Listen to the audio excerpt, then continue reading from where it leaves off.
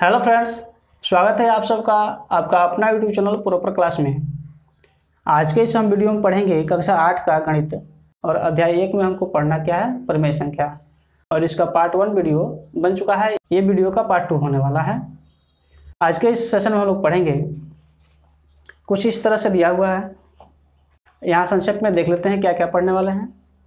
क्रम विनिमय पढ़ेंगे, जिसको अंग्रेजी में कम्यूटेटिव लॉ कहेंगे, और दूसरा क्या है सहचर्यता या सहचारिता नियम, और इसको कहेंगे अंग्रेजी में एसोसिएटिव लॉ। फिर हम लोग पढ़ेंगे युक्त स्तंभक, और उसके बाद पढ़ेंगे हम लोग गुणात्मक तत्समक। उसके बाद हम लोग पढ़ेंगे योज्य प्रतिलोम, जिसको कहेंगे एडिटिव इन्वर्स, और फिर पढ़ेंगे हम लोग व्युत्क्रम या गुणात्मक प्रतिलोम, जिसको कहेंगे अंग्रेजी में मल्टीप्लिकेशन इन्वर्स, और फिर लास्ट में हम लोग पढ़ेंगे वितरण नियम। तो इतना चीज़ें हम लोग इस वीडियो में कवर करने वाले हैं। और पहले ही मैं बता चुका हूँ कि ये इस सेशन का पार्ट 2 वीडियो है। अगर आप पार्ट 1 नहीं देखे हैं तो अगर पार्ट 1 वीडियो आप नहीं देखे हैं तो डिस्क्रिप्शन में इसका लिंक मिल जाएगा, वहाँ से जाकर इसे ज़रूर देखें ताकि आपको समझने में आसानी हो, किसी प्रकार की कोई दिक्कत नहीं होने वाली है। तो आइए शुरू करते हैं। सबसे पहले हम लोग शुरू करेंगे क्रम विनिमय नियम। तो क्रम विनिमय नियम में हम जानेंगे कि क्रम विनिमय है क्या। आप आसानी से समझ सकते हैं कि क्रम का हमको क्या करना है, विनिमय कर देना है, नहीं बदल देना है। क्रम को यानी हमको क्या करना है, बदल देना है। यहाँ देखते हैं 5 को हमने पहले लिखा है और 7 को बाद में लिखा है, और दोनों को जब हमने जोड़ किया तो क्या आया, 12 आया। और यहाँ क्या किया, योग किया, जोड़ किया। तो देखेंगे सभी पूर्ण संख्या है और योग करना है, ठीक ना। जब योग किया तो क्या हुआ, 12 आया। इसी चीज़ को जब हम क्रम को बदल दिए, यानी 7 यहाँ लास्ट में था, उसको हमने पहले लिख दिया, 5 पहले था, इसको लास्ट में लिख दिया, और दोनों को जब योग किए तो 12 आया। यानी दोनों ही कंडीशन में क्या आ रहा है, हमारा आंसर सेम आ रहा है। तो जब सेम आता है तो इसी को कहते हैं हम लोग योग का क्रम विनिमय सत्य है। समझ में आया होगा कि दो पूर्ण संख्याओं, यानी सभी क्या है, पूर्ण संख्या है, और दो पूर्ण संख्याओं के लिए योग का क्रम विनिमय सत्य है। सत्य तभी कहेंगे जब दोनों का आंसर सेम आता हो, इस क्रम को बदलने के बाद भी, ठीक ना। अब यहाँ देखते हैं व्यवकलन। व्यवकलन क्या है, व्यवकलन का मतलब होता है घटाव करना। देखिए यहाँ घटाव किया गया है, 8 को पहले लिखे हैं और 2 को बाद में लिखे हैं, और इसमें से हमने क्या किया है, घटाया है, व्यवकलन किया है, ठीक ना। ये नया शब्द है व्यवकलन। तो यहाँ देखिए क्या आया, 6 आया। इसी चीज़ को अगर हम 2 को पहले लिख दिए और 8 को बाद में लिख रहे हैं तो क्या आ रहा है, यहाँ देख रहे हैं -6 आया। यानी दोनों का क्या आंसर सेम आया, नहीं आया। यहाँ 6 आया और यहाँ -6 आया। इसलिए इसको क्या कहेंगे कि अतः दो पूर्ण संख्याओं के लिए व्यवकलन यानी घटाव का क्रम विनिमय नियम सत्य नहीं है। यहाँ सत्य नहीं है, इसलिए लिखे हैं कि दोनों का आंसर सेम नहीं आया। और यहाँ क्या हुआ, दोनों का आंसर सेम आया, इसलिए कहें कि सत्य है। और यहाँ सेम नहीं आने के कारण इसको कह दिए कि सत्य नहीं है। समझ आया क्या होगा। फिर इसी चीज़ को देखते हैं गुणा में। हम लोग गुणा में देखेंगे कि क्या गुणा में भी ऐसा ही नियम फॉलो करता है। तो देखिए यहाँ गुणा में 5 से गुणा किए हमने किसके साथ, 5 से गुणा किए हमने किसके साथ, 3 के साथ, और गुणा किए तो क्या इसका आंसर आएगा, यहाँ आएगा आपका 15। फिर इसी चीज़ को हमने बदल दिया, क्या किया, 3 को पहले रखा और 5 को बाद में रखा, और गुणा किया तो क्या आया, 15 आया। यानी दोनों जगह क्या आया, सेम आंसर आ गया। अभी हमने बताया कि जब सेम आंसर आएगा तो कहेंगे सत्य है, ठीक ना। क्या कहेंगे, हम कहेंगे कि योग का क्रम विनिमय, यानी योग किया तो सत्य आया, व्यवकलन किया यानी हमने घटाया, व्यवकलन किया तो क्या आया, असत्य आया, यानी इसको कहेंगे हम सत्य नहीं है। और यहीं पर हम जब गुणा किए तो इसको कहेंगे हम गुणन का क्रम विनिमय नियम सत्य है। गुणन का, यहाँ गुणा किए इसलिए कह रहा हूँ, कह सकते हैं कि गुणा का क्रम विनिमय सत्य है। यहाँ हम कहेंगे व्यवकलन का क्रम विनिमय सत्य नहीं है, क्योंकि सत्य नहीं आया था यहाँ। यहाँ हम कहेंगे कि क्रम विनिमय किसका, योग का क्रम विनिमय सत्य है। क्यों? क्योंकि दोनों का यहाँ दोनों का आंसर सेम आया। फिर आते हैं भाग विधि पर कि क्या भाग के साथ भी ऐसा ही होने वाला है। तो भाग का देखते हैं हम लोग। भाग में भी हम लोग यहाँ भाग करते हैं, 4 में भाग लगाएं 5 से, तो क्या इसको लिख सकते हैं 5/4। फिर इसी को हम क्या करते हैं, 5 को पहले लिखें और 4 को बाद में लिखें। तो यहाँ क्या हो गया 5/4। क्या दोनों को जब हम दशमलव में लेके जाएंगे तो दोनों का आंसर सेम आएगा? नहीं आएगा, ठीक ना। तो इसलिए देखिए यहाँ पर लिखा हुआ है, यहाँ लिखा हुआ है नॉट इक्वल, यानी बराबर नहीं है। तो यहाँ फिर देखिए ये लिखेंगे कि 2 पूर्ण संख्याओं के लिए भाग का क्रम विनिमय सत्य नहीं है। या क्या, भाग का क्रम विनिमय, क्योंकि हमने भाग दिया तो सत्य नहीं है। तो यहाँ क्लियर हुआ कि अगर किसी संख्या का हम क्या करते हैं, हमने क्या किया, योग यानी जोड़ा, तो यहाँ दोनों में आंसर सेम आया, इसलिए लिखा हमने कि सत्य है। और जब हमने व्यवकलन किया, व्यवकलन, ठीक ना, यानी घटाव किया, तो क्या आ गया, इसका आंसर सेम नहीं है, इसलिए लिख दिया हमने कि सत्य नहीं है, ठीक ना, यहाँ सत्य है। और जब हमने गुणा किया, ठीक ना, गुणन किया है, गुणा का पालन किया, तो फिर सत्य आया। और जब हमने भाग किया तो भाग के भी साथ क्या हुआ कि सत्य नहीं है आया, ठीक ना, ये समझ में आ गया होगा। तो 2 कंडीशन में सत्य हुआ, योग में हुआ और गुणा में हुआ, और व्यवकलन में क्या हुआ, सत्य नहीं हुआ, और भाग में भी सत्य नहीं हुआ, ठीक है। फिर ये इसी तरह से हम क्या करेंगे, फिर इसी प्रक्रिया को हम फिर दोबारा दूसरी संख्याओं को लेंगे और देखेंगे। यहाँ हम क्या कर रहे हैं, पूर्णांक संख्या को ले रहे हैं। पूर्णांक संख्या को लिए, और पूर्णांक क्या होता है, पूर्णांक माइनस में भी होता है और प्लस में भी होता है। तो यहाँ देख लीजिए लिखा हुआ है -5 और +5, दोनों को हमने क्या किया, जोड़ किया, और यहाँ भी हमने वही चीज़ किया। तो क्या आया आंसर इसका, -1 आया। फिर यहाँ भी देखिए, अगर हमने क्या किया कि 5 को बाद में लिखा, 4 को पहले लिखा, तो भी आंसर -1 आया, यानी दोनों का सेम आंसर आ रहा है। तो यहाँ भी देखिए क्या हुआ, सत्य हुआ। व्यवकलन कर रहे हैं, जब हमने व्यवकलन किया तो यहाँ देखिए आंसर क्या हुआ, हमने 8 को यहाँ फेरबदल कर दिया, क्रम का विनिमय कर दिया, यहाँ -11 आया और यहाँ 11 आ रहा है। यहाँ भी क्या हुआ, सेम उसी तरह से हो रहा है जैसे आगे आपने देखा कि यहाँ जब हमने योग किया तो सत्य आया, और व्यवकलन किया तो यानी घटाव किया तो असत्य आया। सेम वही प्रोसेस यहाँ भी है। गुणा कर रहे हैं तो क्या आया, देखिए क्रम को हमने बदल दिया, यहाँ बदला हुआ है, और लेकिन दोनों जगह आंसर क्या आया, -20 आया। तो यहाँ भी क्या हो गया आपका, यहाँ भी हम लिखेंगे कि आपका सत्य है। यहाँ देख सकते हैं कि लिखा हुआ है कि गुणन का क्रम विनिमय किसके लिए, तो 2 पूर्णांकों के लिए, यहाँ पूर्णांक संख्या हमने लिया है, तो 2 पूर्णांकों के लिए गुणन का क्रम विनिमय नियम जो है सत्य है। सेम वही चीज़ यहाँ देखिएगा, गुणन के लिए सत्य आया। फिर देखते हैं भाग के लिए, भाग करके देखते हैं। तो भाग में क्या आ रहा है, भाग में हमने क्या किया कि -5 को पहले रखा और +2 को बाद में रखा और भाग किया।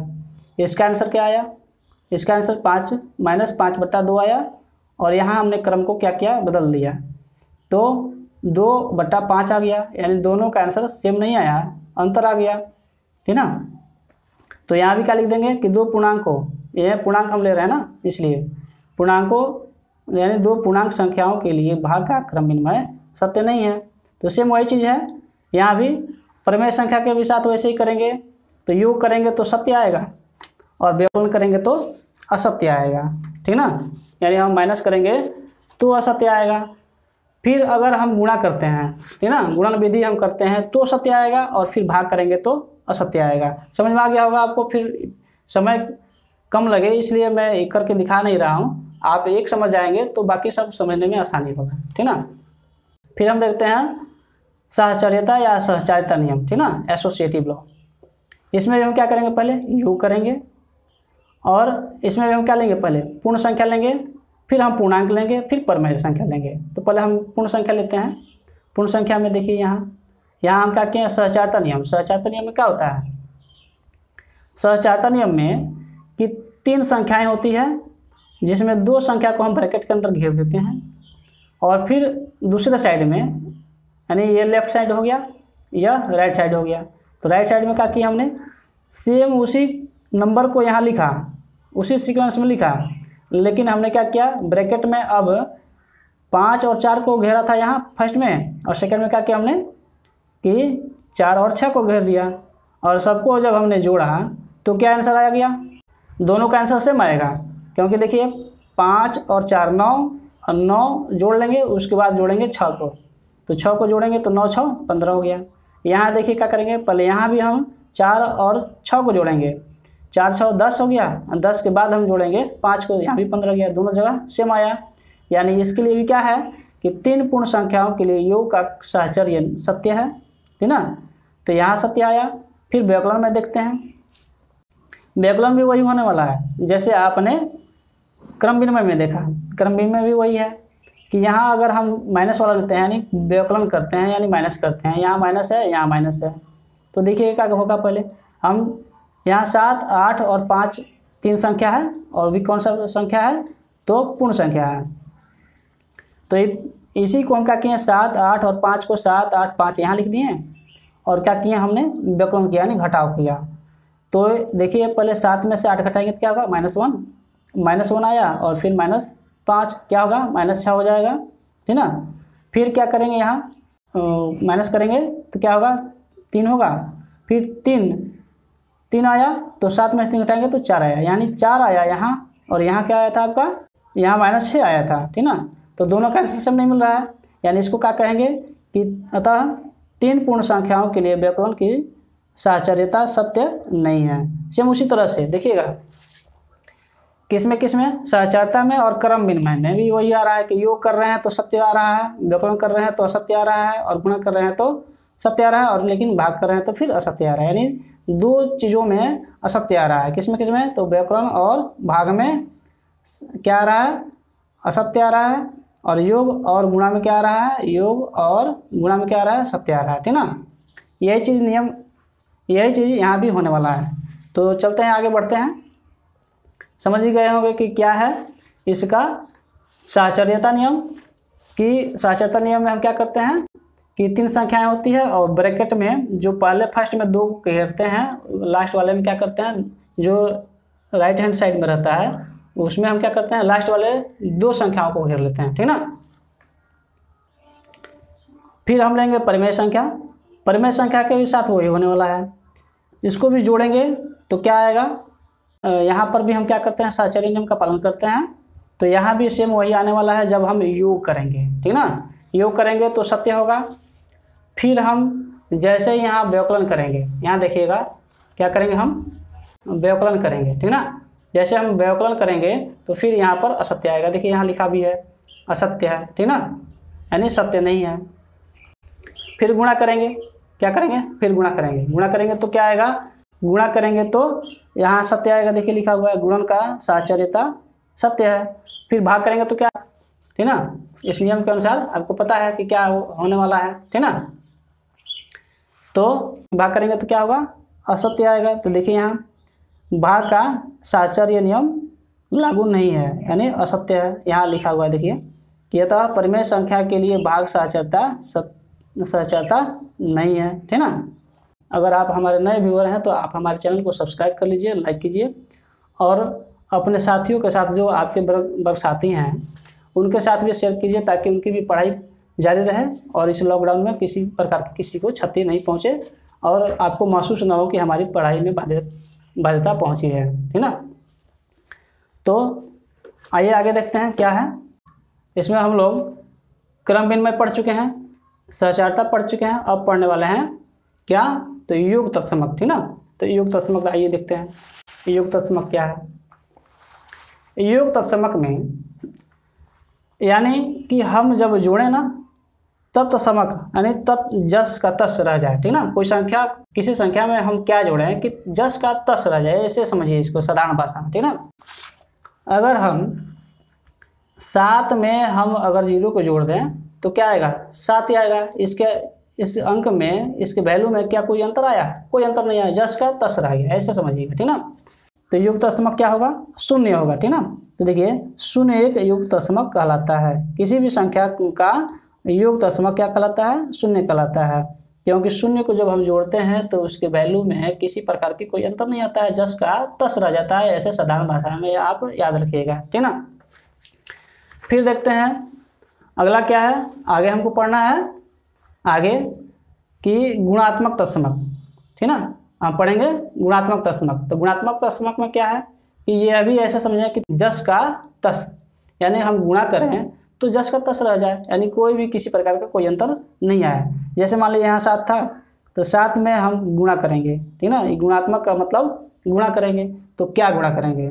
गुणा करेंगे हम, अगर 0 गुणा करते हैं तो फिर तो 0 हो जाएगा, यानी इसके वैल्यू में अंतर आ जाएगा। तो हम एक संख्या है, क्या है वह 1 है, ठीक ना। अगर हम 7 के साथ 1 को गुणा करते हैं तो क्या आएगा आंसर? 7 आएगा। क्या इसके वैल्यू में कोई अंतर आया? कोई अंतर नहीं आया, 7 का 7 ही रह गया। तो इसका क्या हुआ? जस का तस रह गया, यानी तत्समक, क्या? गुणात्मक दशमलव, गुणा किए हैं, गुणात्मक दशमलव।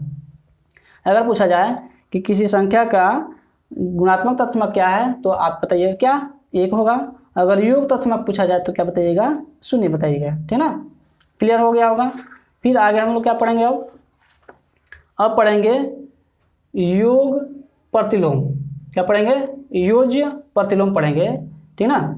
यानी योग का हम उसका उल्टा पढ़ेंगे। योज प्रतिलोम, प्रतिलोम का मतलब होता है उल्टा, ठीक ना। और किसका उल्टा? तो योज का। ऐसे समझेंगे साधारण भाषा में, बहुत लोग समझाते हैं कुछ अलग अलग तरीका से। ऐसे समझिए कि प्रतिलोम किसका? तो योग का। तो योग का बताइए उल्टा क्या होगा? घटाओ तो होगा, यानी व्यवकलन होगा। तो ऐसे मान लीजिए कि 5 हम लिख दिया, तो 5 का उल्टा क्या होगा? 5 क्या है? योग में इसके आगे क्या छुपा है? प्लस छुपा हुआ है। प्लस तो हम लोग लिखते नहीं है ना, यहाँ पर हमने बताया आपको समझने के लिए कि इसके आगे प्लस छुपा हुआ है। तो इसका उल्टा क्या होगा? 5 का उल्टा प्लस 5 का उल्टा -5 होगा। अब देखिए 5 में से -5 घटाएंगे तो क्या आएगा? 0 आएगा। यानी ऐसा कि योज प्रतिलोम में क्या होता है? योज प्रतिलोम में कि जो संख्या दिया होता है उसका हम उल्टा लिख देते हैं। क्या? प्लस में है तो योज यानी जोड़, जोड़ का उल्टा घटाओ, और ऐसे जाने, ठीक ना। ये जोड़ का उल्टा घटा हो गया तो हम ऐसे लिख देंगे कि 5 का योज दशमलव 5 का योग प्रतिलोम क्या होगा? -5 होगा। किसी भी बड़ी से बड़ी संख्या ले लें और जैसे लिखेगा योज, योज का मतलब समझ जाइएगा कि जोड़, ठीक ना। जोड़ का उल्टा घटाव होता है, और उसके आगे हम क्या करेंगे? ऋण का निशान लगा देंगे और उस संख्या का बता देंगे। जैसे मान लीजिए कोई पूछे कि 125 का योज दशमलव, तो जैसे ही आप समझें, जैसे आप देखें कि योज पूछा ना, योज का मतलब होता है जोड़, और इसका उल्टा क्या होता है? घटाओ। तो हम क्या कर देंगे? 125 लिखेंगे, लेकिन उसके आगे क्या लिख देंगे? उसके आगे माइनस लिख देंगे, हो गया इसका उल्टा योज दशमलव। ऐसे ही दोनों को लिखेंगे। फिर होता है कि किसी संख्या में क्या हम उसको जोड़ें कि वो 0 हो जाए, इसको भी ऐसे भी समझ सकते हैं। जैसे मान लीजिए कि 125 है और इस 125 में हम क्या जोड़ें, ठीक ना, क्या जोड़ें, यानी 125 जोड़ेंगे तभी तो हमको क्या आ जाएगा? 0 आ जाएगा। तो ऐसे भी आप समझ सकते हैं। और हमने आसान भाषा में उनको समझाया कि योग का होता है उल्टा घटाओ, यानी माइनस। तो आप क्या कीजिएगा? जो संख्या दिया रहेगा उसका आप माइनस में लिख दीजिएगा, हो गया उसका आंसर, ठीक ना। फिर हम समझेंगे क्या? व्युत्क्रम या गुणात्मक प्रतिलोम। व्युत्क्रम कहा जाता है ऐसे साधारण भाषा में, व्युत्क्रम लिखता है, और फिर या उसको पूरा लिखता है गुणात्मक प्रतिलोम। तो गुणात्मक प्रतिलोम आप सुने होंगे, अगर व्युत्क्रम सुने होंगे तो दोनों को जानना जरूरी है कि व्युत्क्रम और गुणात्मक प्रतिलोम दोनों क्या है, दोनों अलग अलग नहीं है, एक ही नाम से दोनों को बुलाते हैं, ठीक ना। प्रतिलोम लिखा है ना, क्या लिखा है? गुणात्मक, और क्या लिखा है? प्रतिलोम। गुणात्मक प्रतिलोम में हम क्या करेंगे कि किसी ऐसे संख्या को गुणा करें, क्या आ जाए? उसका आंसर 1 आ जाए। जैसे आपने समझा इसके पहले कि योज प्रतिलोम में क्या होता है कि किसी ऐसे संख्या को जोड़ें कि वह उसका मान क्या आ जाए? 0 आ जाए, लेकिन इसमें क्या आना चाहिए? 1 आना चाहिए, ठीक ना। जैसे यहाँ 5 दिया हुआ है और पूछा है कि इसका प्रतिलोम क्या होगा, या इसका कहे व्युत्क्रम क्या होगा, या इसका कहे गुणात्मक प्रतिलोम क्या होगा, तो हम क्या करेंगे? इसको लिख देंगे 1/5, और इसको अगर हम गुणा करते हैं तो क्या होता है, देखिए 5 से 5 कट गया, इसका आंसर आ गया 1, ठीक ना। अगर 5 ना देकर के 5/8 दिया होता, इसको क्या करेंगे हम, इसको पलट देंगे, क्या करेंगे, पलट देंगे, 8 को ऊपर और 5 को नीचे लिख देंगे। 8 से 8 कट गया, 5 से 5 कट गया और इसका आंसर क्या आ गया, 1 आ गया। तो ऐसा समझिएगा, किसी भी संख्या का पूछता है ना कि गुणात्मक प्रतिलोम क्या होगा, तो उसी संख्या को हम क्या करते हैं, ऐसे नीचे का ऊपर और ऊपर का नीचे कर देते हैं, ठीक ना। जैसे किसी बट्टा का जोड़, किसी बट्टा का भाग बनाते हैं ना, तो लास्ट वाले को क्या करते हैं हम लोग, पलट देते हैं। उसी तरह से इसको हम पलट के बता देंगे कि क्या होगा, ठीक ना। ये आपका क्या हो गया, गुणात्मक प्रतिलोम हो गया। फिर आइए समझते हैं कि क्या है वितरण नियम।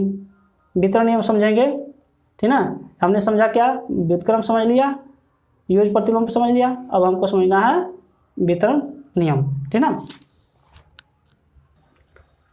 यहाँ समझेंगे वितरण नियम। वितरण नियम 2 तरह का होता है, एक होता है योग पर, एक होता है व्यवकलन पर। जैसे मान लीजिए कि हमने क्या किया कि किसी संख्या को यहाँ 5 रखा, ठीक ना, और इस तरह से हमने क्या किया कि यहाँ लिख देते हैं 2 और प्लस 3 लिख देते हैं, ठीक ना।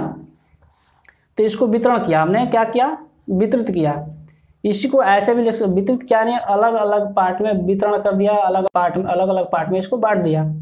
देखिए ऐसे करते हैं, इसको 5 में गुणा करेंगे 2 से, क्या आएगा, ऐसे लिख सकते हैं 5 × 2, प्लस लिखा हुआ ना, प्लस लिखा हुआ तो प्लस लिखेंगे। फिर 5 से गुणा करेंगे 3 में, तो ऐसे लिखेंगे 5 × 3। तो ये हो गया आपका वितरण नियम, ठीक ना।